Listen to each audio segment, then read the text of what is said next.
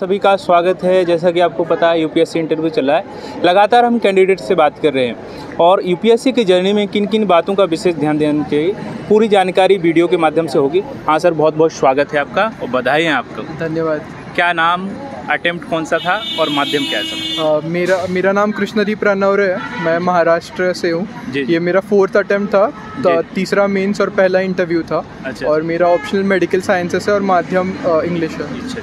अच्छा सर, कहाँ से सवाल आता आज ज़्यादातर इंटरव्यू में पूछे गए और इंटरव्यू आपका जो रहा कैसा रहा? इंटरव्यू के सवाल तो बहुत ही ज़्यादा अलग अलग फील्ड से थे। जैसे एग्रीकल्चर से थे, इकोनॉमी से थे, पॉलिटिक्स से थे और करंट अफेयर्स से भी थे। और इंटरव्यू पूरा ही जो मैंने एक्सपेक्ट किया था उस वैसे सबका ही होता है कि बहुत ही अलग चीज़ों पे जाता है। जो मॉक्स होते हैं उनमें जो चीज़ें पूछी जाती है उससे बहुत ही ज़्यादा अलग असली इंटरव्यू में पूछी जाती है। तो ज़रूर था, लेकिन अच्छा काफ़ी एक्सपीरियंस था पूरा। अच्छा।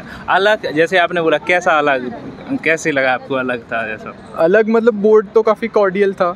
पोकर फेस भी होता है उनका कि समझ में नहीं आता है कि अच्छा जवाब दे रहे कि ख़राब जवाब दे रहे हैं। और काफ़ी कॉर्डियल होते हैं, काफ़ी कंफर्टेबल फील करवाते हैं आपको। तो वो एक अच्छी चीज़ होती है। अच्छा। करंट से कितने सवाल पूछे गए सर? करंट से काफ़ी लिंक करके पूछे। जैसे उन्होंने ये हैप्पीनेस इंडेक्स के बारे में पूछा करंट अफेयर से। फिर महाराष्ट्र के जो सिचुएशन चल रहा है अभी उसके बारे में पूछा। वो करंट अफेयर से 2 सवाल पूछे। अच्छा sir, pre mains interview 3 stage और प्री निकालना काफ़ी चैलेंजिंग है। क्या रणनीति रही है प्री के लिए आपकी? मेरी प्री की रणनीति, मैंने 4 प्रीलिम्स दी है और 3 बार क्वालिफाई किया है। उसमें हर बार मुझे 105 के आसपास या ज़्यादा ही मार्क्स मिले। अच्छा, जीएस में? जी। जो एक बार नहीं हुआ उसमें भी 105 ही थे। CSAT नहीं हुआ था तभी। अच्छा। तो मेरी रणनीति ऐसी ही रहेगी कि स्टैटिक पे बहुत अच्छा फोकस करना चाहिए। जब तक आप स्टैटिक को परफेक्ट ना कर ले तब तक करंट अफेयर्स पे जाना नहीं चाहिए, क्योंकि स्टैटिक ही आपको क्वालिफाई करवाता है। क्योंकि करंट अफेयर्स के सवाल मेरे हिसाब से ऐसे होते कि या तो वो बहुत आसान होते कि आप कुछ ना करके भी सॉल्व हो जाए, या इतने मुश्किल होते हैं कि सब कुछ करके भी सॉल्व ना होते हैं। अच्छा। तो स्टैटिक ही आपका हमेशा साथ देता है और उस पर ज़्यादा क्वेश्चन आते भी है और आप सॉल्व भी कर सकते हैं। अच्छा, क्या तरीका रहा सर तैयार करने का स्टैटिक को और CSAT को, दोनों को बताएंगे सर? स्टैटिक के लिए तो मैं कहूँगा अपनी एक स्टैंडर्ड बुक ले लीजिए आप। ज़्यादा किताबों के पीछे मत भागिए और उनको कई बार पढ़िए। जैसे लक्ष्मीकांत को आपको प्रीलिम देने से पहले उस साल में 7 से 8 बार तो पढ़ लेना चाहिए पूरी तरीके से, मिनिमम। जी।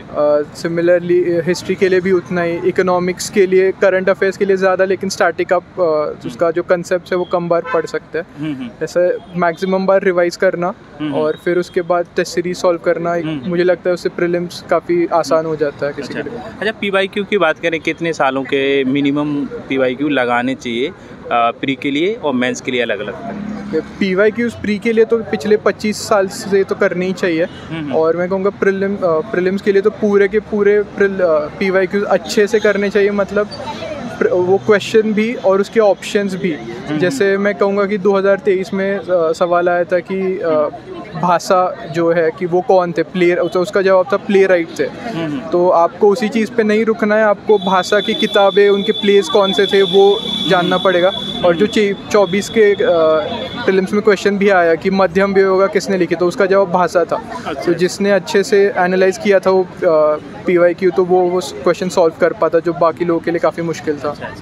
सर, मेंस की आंसर राइटिंग कब से स्टार्ट की थी आपने? प्री होने के बाद की है कि साथ ही में कर दिया? जो ये मेरा 4th अटेम्प्ट था तो मैंने पहले से ही चालू कर ली थी। जी। लेकिन मेरे जो 1st अटेम्प्ट था, पहला मेंस था, तो वो मैंने प्री के पहले ही चालू कर दी थी आंसर राइटिंग। अच्छा। और मुझे लगता है वो करनी भी चाहिए। आप ख़राब भी आंसर्स लिखे तो भी चलेगा, लेकिन शुरुआत कहीं ना कहीं करना ज़रूरी है। अच्छा, कैसे मोटिवेट करें खुद को जब आंसर राइटिंग करते हैं, वो देखते हैं कि क्या लिख रहे हैं, बहुत सभी को लगता है, तो आपने बोला करना ही चाहिए, तो कैसे करें और क्या तरीका रहा इसके लिए? तो मतलब वो स्टेप बाय स्टेप जाना चाहिए हम लोगों को मेंस आंसर राइटिंग के लिए, कि पहले आप सिर्फ स्ट्रक्चर अच्छा बना रहे कि प्रॉपर बना रहे कि नहीं आंसर का, वो देखिए, भले ही आपके पास कंटेंट ना हो। फिर उसमें आप सब पार्ट्स क्वेश्चन के एड्रेस कर रहे हैं क्या, वो देखिए। ये पहला स्टेप होगा स्ट्रक्चर, सेकंड होगा कि सब पार्ट एड्रेस करना, तीसरा होगा उसका कंटेंट आपके पास आ जाना चाहिए तब तक जब आप तीसरे पार्ट पे जा रहे हैं, और फिर फाइनली वैल्यू एडिशन करना है। ऐसे स्टेप बाय स्टेप अगर करेंगे तो फिर मोटिवेटेड रहते हैं, ऐसा मुझे लगता है। अच्छा। सर, और करंट अफेयर्स को कवर कैसे किया, मैगजीन, न्यूज़पेपर या दोनों? मेरे हिसाब से न्यूज़पेपर तो रोज़ ही पढ़ना चाहिए। जी। और मैगज़ीन आपके हिसाब से अगर आपको चाहिए तो फिर पढ़ लेना चाहिए। मैं तो रेकमेंड करूँगा कि पढ़ना चाहिए न्यूज़पेपर प्लस मैगज़ीन, तो उससे आपके पास एक ज़्यादा एनालिसिस अच्छा हो जाता है आपका। तो वो मेरा हिसाब से वही रहेगा। अच्छा सर, सभी का बात करें, कैसे एनालिसिस करते थे? करंट अफेयर्स हो, चाहे वो तो आपका मेंस हो, प्री हो, कैसे एनालिसिस करने का क्या तरीका था? एनालिसिस करने के लिए तो पहले तो सिलेबस आपके सामने होना चाहिए। जी। और हर न्यूज़ को आप देखिए कि वो आपके सिलेबस के किस पार्ट में फ़िट हो रही है, और अगर वो फ़िट हो रही है तो वो आपके लिए रेलेवेंट है और आपको उसका एनालिसिस करना चाहिए। और एनालिसिस करते वक्त उस चीज़ से रिलेटेड एक अच्छा इंट्रो, उसके बेनिफिट्स क्या है और उसके चैलेंजेस क्या है और उसके स्टेप्स आगे इम्प्रूवमेंट के लिए क्या ले सकता है, ये चीज़ हम आपको कंपाइल कर लेनी चाहिए। जैसे कि अभी वन नेशन वन इलेक्शन, उसके बारे में आप ये सब चीज़ें करना ही चाहिए। अच्छा। उसके बेनिफिट्स क्या है, उसके चैलेंजेस क्या है और वे फॉरवर्ड उसमें से क्या है, और प्लस उसका एक अच्छा इंट्रो और कंक्लूजन। अच्छा, नोट्स बनाने का क्या तरीका था सर आपका? सभी स्टैंडर्ड बुक का नोट्स बनाए हैं कि अलग से कोचिंग्स के नोट्स रहे हैं, कोचिंग ली है कि खुद से आपने तैयार किया? मैंने पिछले 3 अटेम्प्ट्स में कोचिंग नहीं ली थी। प्रीलिम्स अपने हिसाब से ही किया था और मेंस भी मैंने अपने हिसाब से ही किया था, बट इस अटेम्प्ट में मैंने कोचिंग लगाई थी। उसका फ़ायदा ज़रूर हुआ मुझे मेंटोरशिप के तौर पे। अच्छा। और नोट्स बनाने के लिए आप कुछ भी कोचिंग का मटेरियल लीजिए या स्टैंडर्ड बुक्स लीजिए, मुझे लगता है उसमें 19-20 का ही फ़र्क होता है। तो पहले तो किसी भी टॉपिक को आप लीजिए सिलेबस से, उसके आपको ज़्यादा चीज़ें नहीं लेनी है। उसका एक अच्छा इंट्रो, एक अच्छा कंक्लूजन, उसके इम्पोर्टेंस या एडवांटेजेस, उसके चैलेंजेस और वे फॉरवर्ड। इसके अलावा यूपीएससी के मेंस में कुछ पूछते नहीं है, तो ये सब चीज़ें आपको कंपाइल करनी चाहिए। और फिर फाइनली एंड में आपको वैल्यू एडिशन करना चाहिए उसमें। जैसे कि आप कोई पॉइंट है तो उसको एक एग्जाम्पल से, डेटा से या फिर किसी थिंकर के नाम से आप वैलिडेट कर सकते हैं। अच्छा सर, प्री के लिए तैयारी तो शुरू से करते हैं, मेंस के साथ ही में प्री मेंस दोनों होता है, लेकिन जैसे ही 3-4 महीने बचते हैं तो क्या तरीका हो जाना चाहिए प्री के लिए? मुझे तो लगता है अगर आपका फर्स्ट अटेम्प्ट है तो 3 से 4 महीने कम से कम आपको प्रीलिम्स के लिए देने ही चाहिए, जिसमें आप सिर्फ और सिर्फ प्रीलिम्स, सीसैट और जीएस दोनों कर रहे हैं, ना कि मेंस पे फोकस कर रहे हैं। तो मेरा तो यही सलाह रहेगा। और जब आप अगर दूसरा तीसरा अटेम्प्ट है तो ये आप 3 के 4 महीने का कम कर सकते हैं। मैं तो मेरे पिछले 2 अटेम्प्ट में सिर्फ 1.5 या 2 ही महीना दे रहा था, बट वो डिपेंड करता है कि आपकी स्ट्रेंथ क्या है। अगर आपकी स्ट्रेंथ प्रीलिम है जैसे मेरी थी, तो आप मेंस के लिए ज़्यादा टाइम दीजिए। अगर आपका स्ट्रेंथ मेंस है तो आप प्रीलिम्स के लिए ज़्यादा फोकस कीजिए। और एथिक्स और ऐसे, इनके लिए कहा जाता है कि ये कवर करने के लिए बच्चों के लिए काफ़ी परेशानियां भी झेलनी पड़ती है। कैसे करें, कोचिंग ले इसके लिए, कि आपका तरीका क्या रहा इसके दोनों को कवर करने का? मेरा तो ऐसे का यही रहेगा कि बहुत ही ज़्यादा अनप्रेडिक्टेबल है। जब मैंने पहली बार मेंस लिखा था तब मैंने एक भी ऐसे नहीं लिखा था प्रैक्टिस के लिए, और मुझे 114 आए थे।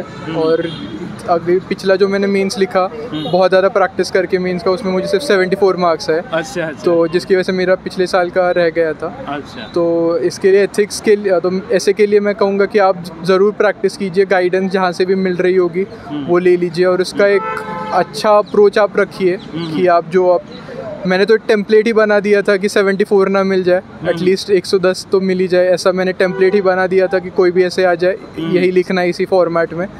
तो अपनी स्ट्रेंथ, अगर आपका ऐसे अच्छा है, स्ट्रेंथ है वो आपका, तो आप और अच्छा कुछ वैल्यू एडिशन वगैरह कीजिए। लेकिन आप अगर मेरे जैसे है तो मैं बोलूँगा कि एक कुछ टेम्पलेट बना दीजिए कि आपका इतना ख़राब परफॉर्मेंस ना हो। एथिक्स के लिए मैं बोलूँगा कि आप एक बेसिक नोट्स सिलेबस से कंपाइल कर लीजिए, जिसमें आप डेफिनेशन, उसका इम्पोर्टेंस, उसके चैलेंजेस और उसका वे फॉरवर्ड हो हर एक चीज़ में। और उसके लिए आप वैल्यू एडिशन जितने भी सोर्सेस आपको मिल रहे हैं, इंटरनेट से या फिर कोचिंग के मटेरियल से या फिर किसी किताब से, आप जितना ज़्यादा वैल्यू एडिशन कर सकते हैं उतना कीजिए। जैसे कि थिंकर के कोट्स हो गए या फिर डायग्राम्स हो गए, ये आपको ज़्यादा से ज़्यादा सोर्सेस से कंपाइल करनी चाहिए। सर, हिंदी मीडियम और इंग्लिश मीडियम में बच्चों का, बहुत सारे लोगों का कहना भी है जो रिजल्ट में गैप देखने को मिलता है, इसके बारे में क्या कहना चाहेंगे? कहाँ कमियां देखने को मिल सकती हैं, क्या सुधार होना चाहिए? हिंदी मीडियम से मेरा कुछ ज़्यादा संबंध नहीं है, मेरे दोस्त भी नहीं है उस जो हिंदी मीडियम से अटेम्प्ट कर रहे, तो मुझे कुछ ज़्यादा जानकारी नहीं है। पर ये ज़रूर ORN में बहुत लोग की होती रहती है चर्चा कि हिंदी मीडियम के साथ भेदभाव किया जाता है, तो अभी वो उसके बारे में तो मुझे जानता नहीं हूँ ज़्यादा। क्या मैसेज देना चाहेंगे सभी एस्पिरेंट के लिए? अभी प्री आने वाला है, क्या कर देना चाहिए? मेरा तो यही कहना रहेगा कि 2 महीने बचे हैं, तो आपका बेस्ट दीजिए। 2 महीने आपका प्रीलिम्स के अलावा कुछ मत कीजिए, स्टैटिक परफेक्टली कीजिए, उसके बाद जो टाइम मिलेगा उसमें करंट अफेयर्स पे आप फोकस कर लीजिए। और ये आप एक बैलेंस्ड अप्रोच आपको रहेगा। और CSAT को नेग्लेक्ट मत कीजिए, जो मैंने गलती एक अटेम्प्ट में की थी। तो ऑल द बेस्ट आप सभी को। All the best sir. Thank you.